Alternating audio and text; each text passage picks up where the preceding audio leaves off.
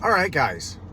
So back in the late 90s, early 2000s, as a single Dan living in Chicago, I got kind of into sport climbing. Rock climbing, where you did bolted routes, where there were pre-existing bolts in the rock. You top ropes, you ran a rope up to the top, and you belayed each other on those. And I got to where I was a 5.9, a 5.9 climber, which if you know the climbing world, I at least know enough to know what that means, which is not great, kind of average. I remember there was one route. Me and my buddy would go down to the New River Gorge in West Virginia and the Red River Gorge in Kentucky. There were a lot of sport bolted routes there. We'd take long weekends and go down there. And there was a route, I'm pretty sure it was the one in Kentucky. There was a 5.10. And I tried it the first year, I tried it the second year, and the third year I got it. It was the only 5.10 I ever completed. I did fall a couple times, but I did it. I got to the top, and I was very proud of myself. The one time I did a 5.10 bolted route. And I remember there was a guy we'd run into down there that was light years better climber than me. And I remember him, he had this chalk bag on his back that looked like a raccoon tail that I thought was funny. And we were talking one day, sitting around, we'd all camp out in a similar spot, sit around the fire and bullshit at night. And he was talking about, there's one route he's doing that was like a 5.11 or a 5.12, really hard. And I've done it, but I didn't do it the way I wanted to, because there's this certain move you do right here, and it was very sloppy. And I'm thinking, if I get from the bottom to the top, that is a raging success for me. So I don't care if I did the move or not. I'm just stoked I got there. So I was not as deep down into the rabbit hole of rock climbing as that guy was. And so I say this with the fact that what I'm going to go over today, all of this makes more and more sense the longer you've been CrossFitting, the more you get the subtleties of what we do. And I've been doing this a long time, and these are things I've noticed, things you can do maybe consciously, but a lot of times inadvertently, that I think certain things you will do that will make people lose respect for you in the gym, because it's just, I'll be frank, I don't think the right way to do it. And other things you may do inadvertently or consciously that garner you respect, because people are like, yes, you get it, this is how we do CrossFit. And I thought I'd go over a few of these because I think you'll find it interesting. I'm going to go over the ones that you can do that would make people, for better or worse, think less of you, that maybe you can avoid, that is done inadvertently or advertently, or realize this is an area I can toughen up in a little bit. So, ones that can make you lose respect. First one, there's a 3-part workout with 3 different times, and you only put in 1 time. This is like the guy who there's a 5-round workout, and at the end of the workout, he's bragging about how he had the fastest first round. Like, all you're doing is showing how dumb you are, that you don't get it. That wasn't the point. I would compare this to if there was a football coach in the NFL or college football. He had a losing record, but he bragged a lot about how we're always ahead at the end of the first quarter. He would get fired because everybody would say, that's not the goal. That's not what you're doing. And so you don't even get it. That guy would get canned because, yeah, if everybody's goal was to win the first quarter, we'd play differently. But our goal is to win the game, so we play a certain way. And if you're bragging about winning the first quarter, you're an idiot. And it's kind of the same way the person that wins the first round of a 5-round workout. If that's what everybody was racing for, you wouldn't win the first round because everybody else would be going faster too. They're playing the longer game. And when we do a 3-part workout, the point of that 3-part workout is to go hard on all 3 parts.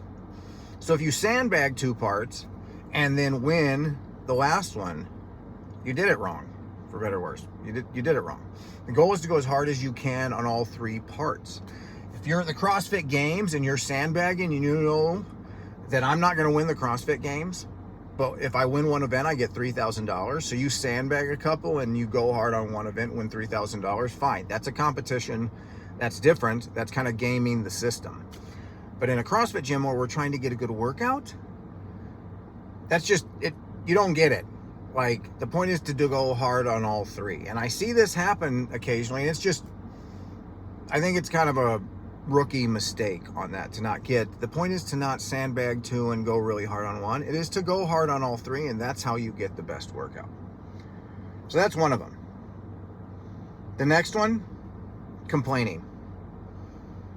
Guys, it's the easiest way for you to make people lose respect for you. People, when you complain, you make yourself a victim. Victims get sympathy, they don't get respect. I think nowadays, maybe victims get a little more respect than I think they should in some ways. because I'm all about overcoming, that I can overcome this, that the things may not be fair, things may not be set up in my favor, but I can overcome that. Victims get sympathy. They don't get respect. If there's something happening that you're not happy with, you either accept it or you act and do something about it. You either do something or you deal. Do something or deal with it. Those are the two ways to handle it. And so that's one of the easiest ones that, you know, we can all in fun gripe about that workout sucked or that was really tough. And that's very good natured. That's different. I'm categorizing that different when you're joking around. When you're bitching about this or complaining about that or this sucks or this is so hard for me or this hurts, whatever. We've all got aches and pains. Rise above it. Like, deal with it or act on it and fix the situation. That would be my thoughts on complaining. And then the last one is rep shaving. And guys, no one cares if you finish last, except maybe you. But everyone cares if your score is wrong. We run on a clock, we score our workouts so we can track our progress. But it's really annoying to see someone who you know that wasn't their score that's put in. And maybe it's accidental, but a lot of times people think the worst and think it's on purpose, even if it was accidental. And it's a really easy way to get people that would like you otherwise to not like you or disrespect you.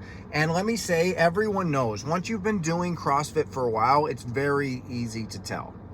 And I think all you guys can agree with this. It's super easy to tell if you're like, based on how that person was moving, that's not the time they would have had on that workout. And so it is something that I will say in this situation, if you're really not sure how you finished, then I am fine if you don't put in a time or if you guesstimate and add a little time to it, because I may not have done it right.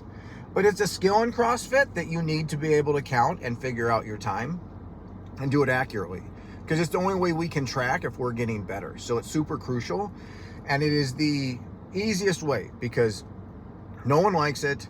It doesn't garner you any respect, and I think sometimes people do it to try and get respect, and they get the opposite. They get a lack of respect from doing that. So those are three things I see that are really easy ways to avoid, but can really easily help people, for better or worse, think less of you in the gym. Now let's get to the positive ones. So the first group of these, that how you gain respect, I will call the rites of passage.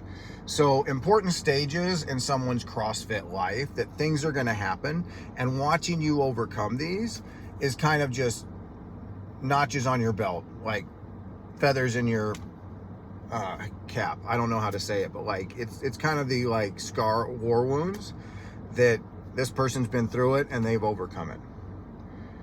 The first one is, we all have been there. The newbie that comes in and just continues to take their beating, show up and work hard. And we've all been there, guys. And especially I have noticed this is harder for guys than girls a lot of times. But it's super humbling to do CrossFit. You come and you think you're strong, you think you're fit, and here's this girl over here lifting more weight than me and going faster than me. And it takes a lot of humility and self-confidence to work through that. And it's awesome to see how far you can go. And this is where I was, and 2 years later, this is where I am. But you have to go down that road. There's no way to go around it. There's no shortcut. You have to go down that road of just taking your beating for a while. And that is one of the best ways, that just the person that comes in, scales when they need to scale, finishes last a lot, figures it out, but keeps coming and taking their beating. It is something I love seeing, and it makes you a stronger person, mentally and physically. The next one is practicing whatever you're not good at. Lately, Kelly's been working a lot on her double unders. I've seen Andy working on his double unders, and I've talked about double unders before. It is a skill that you are not going to get if you don't practice a little bit outside of class. You won't, but you do have to practice. And watching people practice the things, the girls, Heidi, Floor, that's gotten a lot better at them, that getting better at their pull-ups, that have worked on that after class, done the eccentrics I was talking about recently, that kind of stuff. People notice that, and they see they're working their weaknesses. They're working on the things that they're not good at. And we all like to work on the stuff we're good at. And we know how not fun it is to work on the stuff you're not good at, and how much discipline and consciously, like, I'm going to go face this even though I suck at it. It is one of the best ways to show you get it. You get CrossFit. CrossFit's about working your weaknesses, working on the things that you're not naturally good at, and getting better with those. Next one, coming back from the inevitable box jump where you hit your leg on the box. I've seen Jimmy do this a few times. Ramiro just had a legendary one recently. And it reminds me of, I've mentioned this to some of you guys, but the scene in Fight Club with the chemical burn on Ed Norton's hand. So Brad Pitt kisses his hand and then pours some chemical acid on it, and it's burning. And I remember this scene very clearly because Brad Pitt's wailing on him. He's like, without pain, without sacrifice, we would have nothing. This is your pain. This is your burning hand. It's right here in front of you. And Ed Norton's like, I'm going into my cave. I'm going to find my power animal. And Brad Pitt slaps him. And he's like, don't deal with this the way dead people do. This is the greatest moment of your life, man. And you're off somewhere missing it. And Ed Norton goes, you don't know how this feels. And then Brad Pitt's really sweet, so he holds up his hand and he's got the same scar. Now, I was thinking about this. I've never had one quite like Ramiro had the other day where there's a flap of skin hanging off his leg. I have had a couple where I was spurting blood out of my leg in rhythm with my beating heart. So I've had some good ones. And I will say, I wish all of my body worked as well as my shins still do. My shins have survived, totally recovered, and they're one of the better working parts of my body at the age of 51. It happens a lot. Everybody's afraid of it. It sucks when it happens, but it's not as big a deal as you think. And you get a lot of street cred when you come back from that. And I've seen Ramiro earn a lot of street cred. He was in class the next day. He's come back and fought through it. And like, it's not like you want it to happen, but when it does happen, talk about a way for people to just, you move up several notches on the list, because it happens to everybody at some point. And are you going to come back from it? Are you going to have the mental fortitude to deal with it? Or are you going to run away from it? And then another one is just coming back from injuries in general. When we're pushing our limits, we occasionally cross that line and shit happens. And recently, Jason coming back from his neck injury, John coming back from shoulders and neck and back and all kinds of stuff. Tim and Edwin both tore their pec, have come back from that. It's easy, and a lot of people do. I see them happen. They get an injury and they just quit.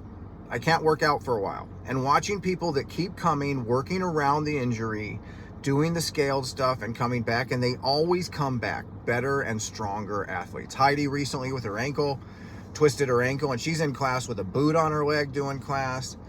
You talk about a way for me personally that I like gain tons of respect for you, because I know how just not fun that is, but how good for you it is to come back from those things. And it's just, that stuff is going to happen, and you need to toughen up at that point and say, I can still work out, I can find a way to work out and work through this. The next group, so that was all like rites of passage, things that happen to CrossFitters. This is, I would call, game recognizes game. Like when you've been doing CrossFit a while, game recognizes game on this stuff. Simple one, cleaning up your stuff in the gym. Guys, people don't say anything, but I know that everyone notices the people that don't clean up their stuff, because I hear lots of comments about it, or they comment to me about it. When you don't clean up your stuff because you forget, it's not a huge deal, but it's something people notice, and it's an easy way for people to think a little bit less of you. We all got to get our stuff out. We all got to put our stuff away. Still trying when you're scaling. It's easy to scale a workout, and if you're used to doing RX and you're scaling, to then suddenly half-ass it. No, that is the time to still go really hard. And when you scale and go hard, sometimes that's the hardest workout you've done, because it's straight up engine work. It's not heavy for you. It's not hard movements for you. For whatever reason, you're having to scale, and suddenly you can go way harder and send your heart rate to the moon for an extended period of time. And people notice that a lot. And people have, that's when, there's 2 times when I get lots of compliments, remember. When they see me scale and I'm still busting my ass, I get tons of respect on that. And I know people notice it when all of you guys do it. Showing up for the workouts we know you're not good at. Once we've all been working out for a while together, we all know the ones we aren't good at. And this is the other one I get lots of comments on. Because whenever there's a long run and I'm out there doing it, and everybody knows I'm going to finish close to the bottom of that workout, I get tons of high five, tons of nice job, coach.